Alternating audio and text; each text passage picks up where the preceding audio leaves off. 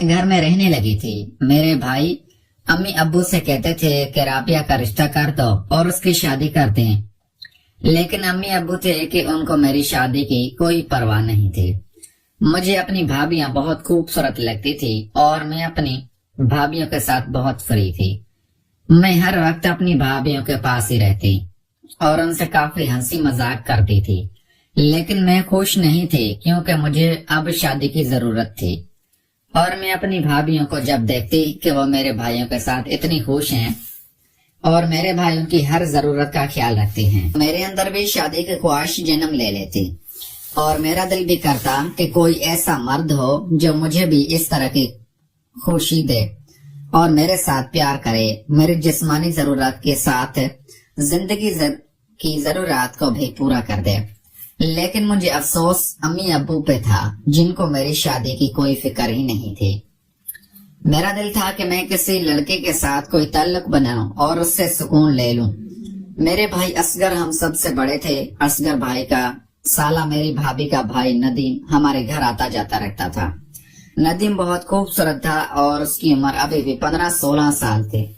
میں اس کو ہمیشہ سے لائک کرتی تھی اور پسند کرنے لگی تھی۔ میرا دل تھا کہ شاید میری شادی اس سے ہو جائے، لیکن امی ابو اور میرے بھائیوں کے کچھ اور ہی خیالات تھے اور وہ نہ جانے کہاں میرا رشتہ کرنا چاہتے تھے۔ مجھے تو اس بات کا بھی علم نہیں تھا، لیکن میں اپنے بھائی کے سالے ندیم کے ساتھ محبت کرنے لگی تھی اور گھر والوں سے چوری چھپی میں اس سے بات وغیرہ کرتی تھی۔ کئی دفعہ میں اس کو گھر لے جاتی، امی ابو اپنے کمرے میں ہوتے اور ندیم کے ساتھ گپ شپ لگاتی اور اس کو اپنے کمرے میں بٹھا لیتی تھی، لیکن ابھی تک میں نے اپنی زندگی کا سکون نہیں لیا تھا اور اس کو اپنی آخری منزل تک نہیں لے کر گئے تھے، کیونکہ مجھے ڈر تھا کہ کہیں امی ابو اٹھ نہ جائیں۔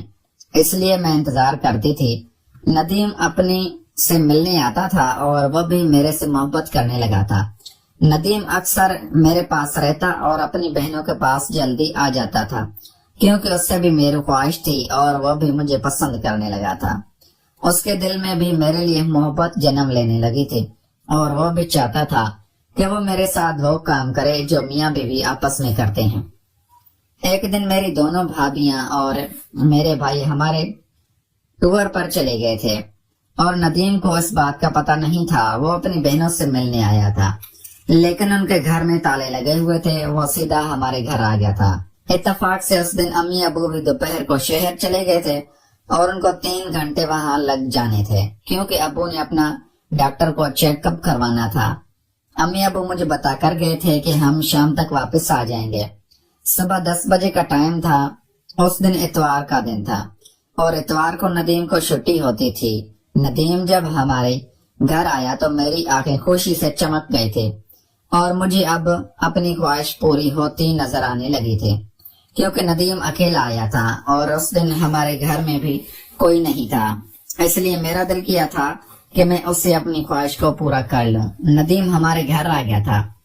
میں نے اس کو چائے بنا کر دی اور چائے پینے کے بعد میں اس کے پاس ہی بیٹھ گئی۔ بیٹھے بیٹھے ہم پیار محبت کی باتیں کرنے لگے۔ میں نے اس کا ہاتھ پکڑ لیا تھا اور چومنے لگے تھے۔ اس نے بھی مجھے سر سے پکڑ لیا تھا اور میرے ساتھ محبت کرنے لگا تھا۔ ہم محبت کرتے کرتے سکون کی وادیوں میں کھو گئے تھے اور ہمیں کوئی ہوش نہیں تھا۔ جب ندیم نے میرے سامنے والے سامان کو ہاتھوں سے پکڑا تو مجھے کچھ ہوش آیا تھا اور ایک سکون کی لہر میرے اندر دوڑ گئی تھی۔ میرا دل تھا کہ اپنا جلدی میرے اندر۔ ندیم نے اپنا چارجر میری بیٹری میں ڈالا تو مجھے سکون آ گیا تھا اور میں نے ندیم سے زندگی کا وہ سکون لے لیا تھا جو آج تک مجھے کسی بھی مرد نے نہیں دیا تھا۔ اب میں چوری چوری ندیم کے ساتھ وہ محبتیں جتانے لگی تھی اور گھر والوں سے چوری چھپی میں اس سے سکون لے لیتی تھی۔ اب مجھے زندگی کا بہت سکون ملتا تھا اور میں سمجھ گئی تھی کہ سارا سکون مرد اور عورت کے ملاپ میں ہے۔ اب میں نے امی ابو سے بات کرنا شروع کر دی تھی کہ میں ندیم کو پسند کرتی ہوں۔ امی ابو نے بھی ہاں کر دی تھی اور میرا رشتہ ندیم سے کر دیا تھا اور ایک دن ہم نے نکاح کر لیا تھا۔ پھر میں ہمیشہ ہی اس سے سکون لینے لگی تھی اور ہماری محبت بھی پاک ہو گئی تھی۔ پیارے دوستو، اگر آپ کو یہ ہماری کہانی پسند آئی ہے تو اس ویڈیو کو لائک کر کے چینل کو لازمی سبسکرائب کریں. ملتے ہیں اگلی ویڈیو میں. Thanks for watching.